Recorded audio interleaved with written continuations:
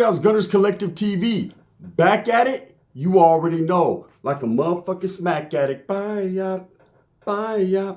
In a menudo style and direct fashion, we're going to get straight into the content of the day. But before we do, let's hit that like and subscribe button. Ding. Put your notification bell on all so that way you're directing the direction of the dope content I am kicking. And I highly appreciate all the support, man. We're going up on this channel, and it's all because of you. And for that, I can say I'm very humbled, and I'm very much appreciative, man. So gracias. So I seen a video the other day that was disturbing, man. It was disturbing because I have a little bit of a history with this individual. I've actually broke bread with him and sat at his table, went to his home, met his wife and his children, his family, and we had a cordial friendship for a minute there. You know, I thought he was a cool dude, and I seen things, man. I seen things that made me keenly aware of the fact that this brother right here was having some issues. You know, mental health is nothing to be played with, okay? People go through these issues, and I hate the fact that there's those out there that use these issues, man, as a way to bully people or to get on their head or to come at them, slander them, or, you know, defecate on their character, all because their mental is not like your mental. You know, everybody's different. Everybody acts a certain way, and everyone thinks that you have to be like the next man or the next man has to be like you in order to be doing it proper. But that's not the case. See, everyone's born different. Everyone has different backgrounds, different mentalities, different philosophies. It's just, you know, you can't knock the next man, you know, off his stump or off his hustle because you don't agree with it or it's not what you got going on. Now, there are some certain things in life, man, we just don't condone. And then there are things we have to sit back and kind of just let it play out. Okay? With this individual, Little Toro, you know, when I first met him, you know, I only knew about his resume as far as being a Norteno on the streets and, of course, his music. He was a very good rapper, continues to be a very good rapper, very talented. But it ain't all about rap all the time. Sometimes you can be a good entertainer, but sometimes you could be going through your own shit, right? Now, whatever happened along the lines to make this man go through what he's going through, man, you know, it's pretty tragic. It's a definitely rise and fall story. You know, in the 2000s, late 2000s, mid 2000s, this guy right here was on his shit. Okay, he was all throughout Northern California. Vacaville is very respected in Northern California, the city of Vacaville, Barrio Brown Street locals. They're very respected. Okay, inside the pen, outside on the streets, just a very respected area. And this guy was dwelling from that area, representing his area, and definitely putting on and being put on by all the Norteno rappers at the time in Northern California. And this was a different era from what we're in now, a different time zone from what we're in now. You know, back then, it was a whole bunch of canalismo and unity and a lot of Norteños coming together, making compilations and rap music. And the Bay Area was lit. The Valley was lit. Everybody was bumping Little Toro. Everybody was bumping Lil Raider. Everybody was bumping, you know, Speedy Loke and Woody and all these Northern California rappers. And you would see a lot of these guys coming together on videos, Gold Toes, all these different guys. And it felt good in them times to be a Norteño, to be rocking like that, just because there was voices being heard out there. You know, there was a lot of different music rather than just the old school times back in my days when it was Darkroom Familia, the GUN album, just certain Woody. Just there was very limited rappers in Northern California that were getting any type of shine or any type of airplay. But in Little Toro's era and age of rap, you know, there was a lot. Also Loke, you know, we had Little Toro, like I said, Uno, so many different guys that were representing Northern California. Now, somewhere along the lines, man, Little Toro found himself in some type of legal trouble. His business. Okay, and again, when I met him, I didn't know anything about his legal woes, right? I knew nothing about that. All I knew is that we got put in contact through a mutual friend. He was a good rapper. I asked if he could do a remix on Pinta Bound for me, for my ring walkout when I was fighting Cholo Trucker back in 2021. And he agreed, man. And through that, we started to build a friendship over the phone. I had never met Little Toro in real life. So when I was invited to his home, and I did pull up to his home to meet him, those that remember and have been rocking with me for a long time, they remember that live that we did sitting at his kitchen table. He was rapping and we were conversating. And I can tell you, man, I thought he was a solid dude. You know, to invite someone to your home, to break bread, barbecue for them, offer them a room to stay in overnight, all that, all these different things he did, man. Very respectful, very commendable. I won't forget little things like that, regardless of what his legal things he had going on, his accusations, which were proven wrong, which were proven inaccurate. I will say that, right? So let me put that out there right now from the gate. These accusations and these things that they put on him, and you guys got to do your own homework because I'm not going to re-mention what they were accusing him of. I will say this, man, they were proven inaccurate. And for that, I would say, bro, apologies on that note, right? But when I was at his home, man, I did see a mental breakdown. I did see something different. We went from chilling, eating, laughing, conversating, kicking it with another homeboy from Sanho that was there. Weed was getting twisted, motherfucking, it was getting blown in the air. I mean, everyone was just having a good time, and then all of a sudden it took a left. And it took a left like this. All of a sudden, this guy was talking about black people having alien blood and people are trying to hunt him down with alien blood and inject him and all kinds of different things. And I seen the mental breakdown happen right before my eyes. And I'm gonna say two emotions that went through me right there, what I was thinking.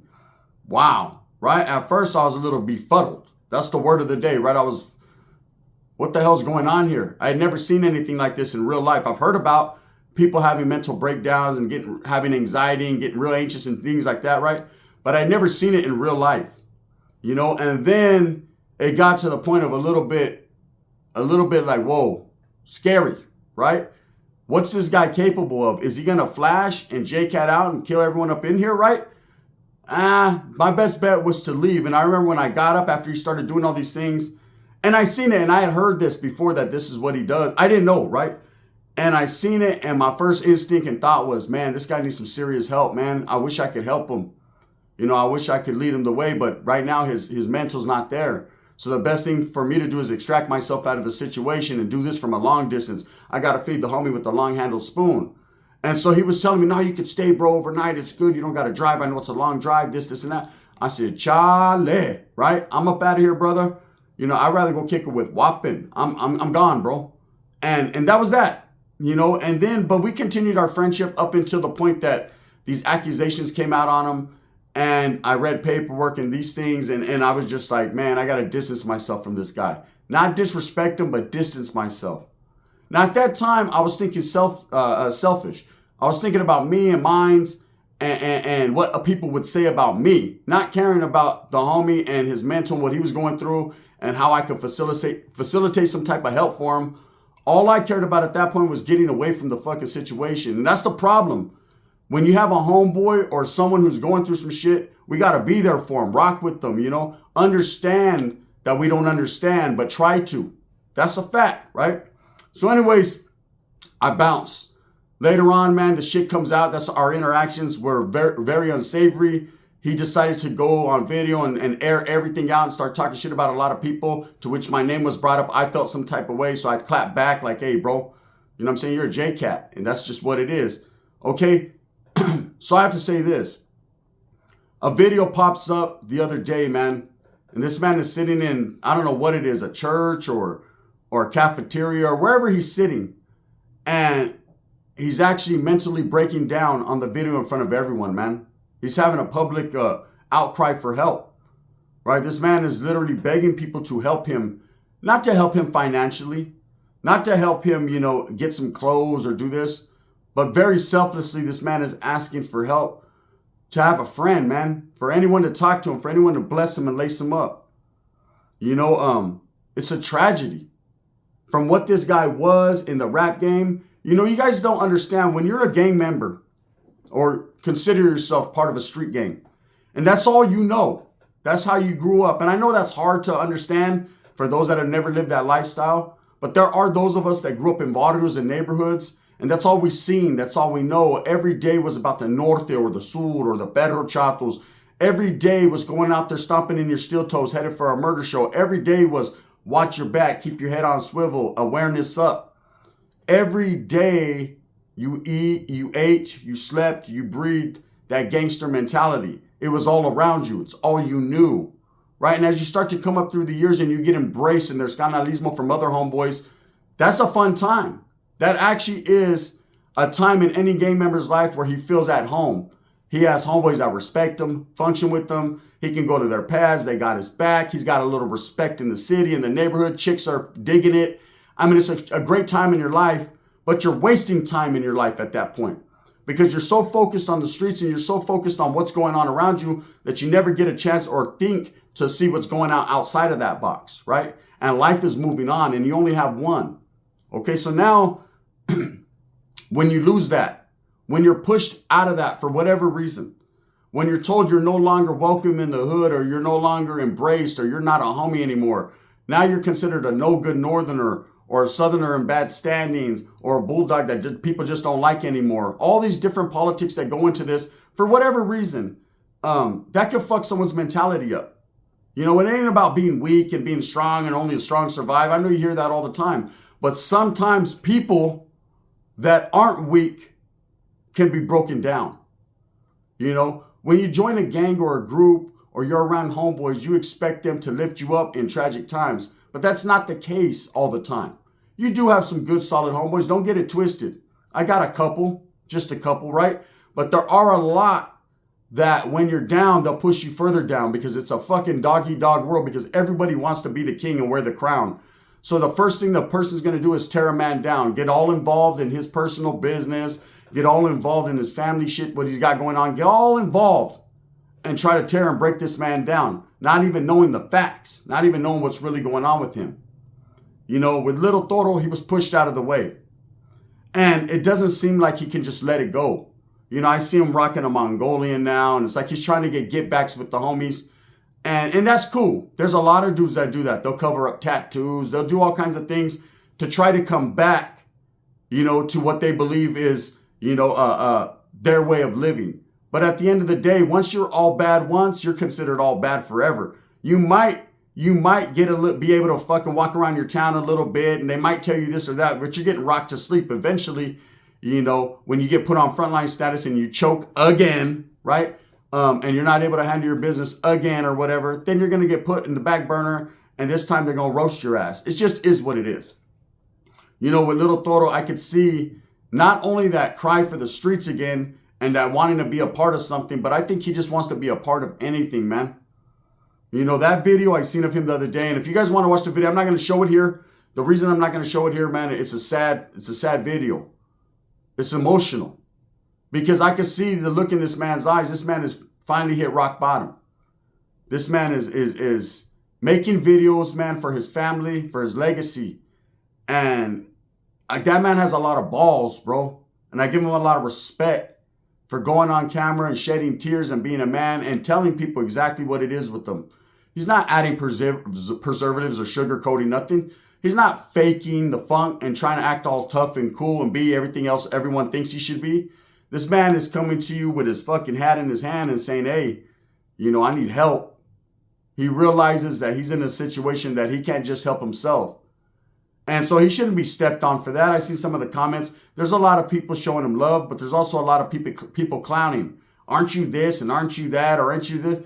You know, these same people that do these things, these bullying tactics and try to punk people and all that, you know, are the same people that they're crying for help. It's a trip, right? They want attention.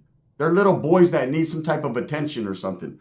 It's just, it's tragic the way it is, the era we live in, the world we live in. But there has to be those of us, man, that see around that shit and say enough is enough, bro.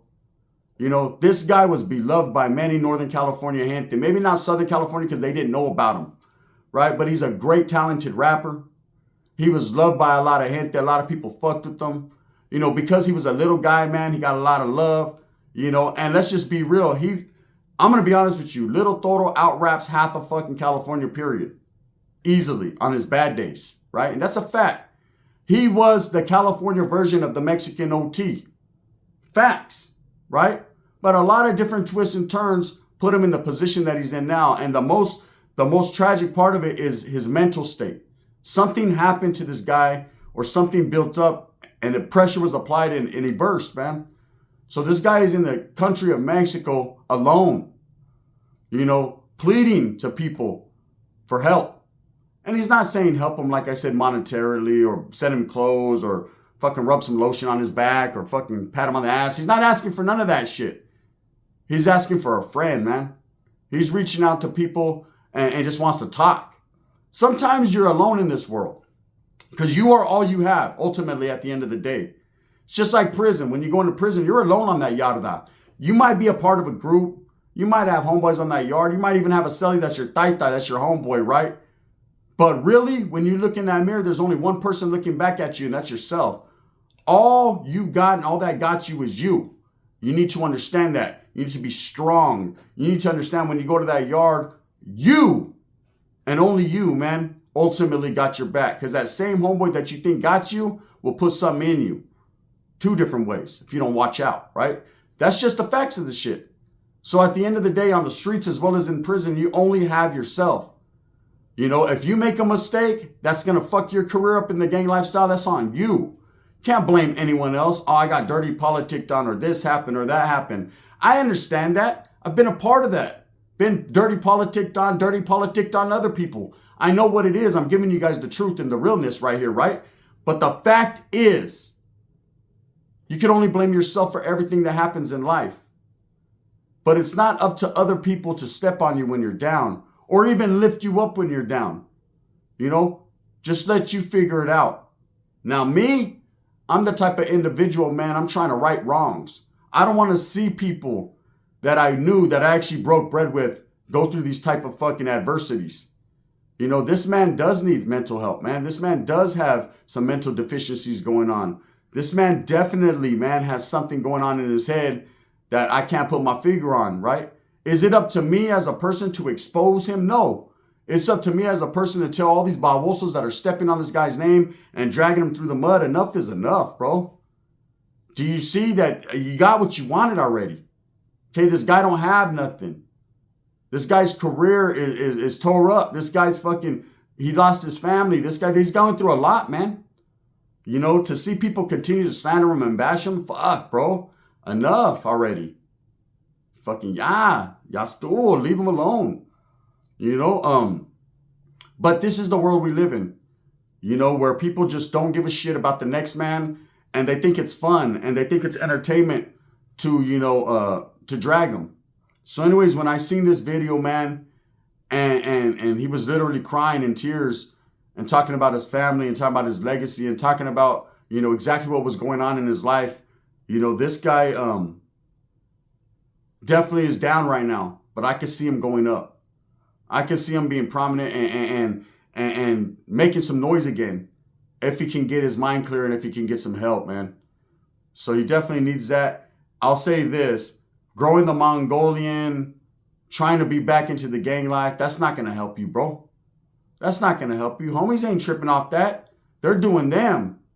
You know, the way to get help is to understand, man, and step away from the life and say, you know what? This is not going to fucking be part of my life anymore. You're no longer little Toro. You're no longer that rapper that was on the streets gang banging and trying to prove to other people how solid you are, right? What will make you solid, man, is a man that gets up every day and goes and works for his family. You can do whatever you do on the side. That's on you. That's the solid guy right there. That's the unsung hero, the person that never gets talked about. Everyone always talks about, oh, who's gangbanging, who killed more people, who did this, who did that. Then 10 years later, they're talking about, did you hear he got whacked in prison? Yeah, we seen it. Did videos on both, when he was coming up and when he came down, right? I don't want to see a video like that on Little Toro. I don't want to see him come up short. For whatever reason, the Vato finds himself in Mexico. Maybe he's having an awakening. Maybe he needed to get away, and that's the only place where he can get his mentality straight. But after seeing the video of him crying in public and begging and pleading with people for help, I can only say, fuck, bro. Yeah, you'll never hear another bad word from me about you. Again, man, for those that don't know what's up with this guy, he's been through some shit. He continues to go through some shit. So I implore to the people that fuck with me, man, don't judge this guy. Don't do what other people do, man. Have a heart. Have respect for people. Be a real one. That's what a real one is, a respectful person. Facts. Don't get involved in other people's fucking business and what they have going on without knowing the facts. You know, the fact is, I can only tell you my interaction with him. And even though it was an odd interaction, and even though I was like, wow, I got to get the fuck up out of here. They're about to see aliens and shit, right? I still wanted to help. Then that shit got tricky and the fucking paperwork and all that. And I had that mentality. See, for a while there, I had that exposing mentality, oh, fuck these guys and that and this is that. You know, besides chomos, man, I don't give a fuck what you, that's on you. You know, I can't condone child molestation, all that. I don't get down with pedophilia and all that weird, no diddy, all that weird shit. I'm cool off that, right? That's just me as a man and as a father. I'm cool. But, you know, because a guy, people fucking wanted to shit on him and make him the scapegoat, you know, I was quick to judge and other people were quick to judge. And we had it mixed up. It's a fact. So anyways, man, stop your Mongolian growing, bro, and get some help. You know, I'm here to say I wish I could help little Toro in any type of way, man. You know, there was something he said about having money in his YouTube account that he didn't have access to because he didn't know how to set up his AdSense account and everything. You know, I'd help him. If he could reach out, I'd help him set that up so he can get his little bread. I have no problem with that. I've helped several of your favorite content creators set up their AdSense account. That's the truth. That's a fact. You know, I've helped several people with different types of methods and ways, man, to make their channel better and to help. You know, that's what I'm here for, man. As a person, I want to leave my mark in this world by helping gente. Anyways, with that being said, man, you know, it is what it is. If you guys want to go watch the video, man, don't watch it and laugh. Watch it and embrace the fact that you're watching a man that once was very prominent in what he was doing, man. You know, crash and burn. And it's not his fault. Something right here is not right. You know, he needs help, not to be pushed down. Thumbs up or thumbs down. Heavy's going to be the head that wears the crown. I'm going to continue to, strive and struggle for what I truly believe in, and that's the betterment of all people. Gracias. The gun. Bang, bang.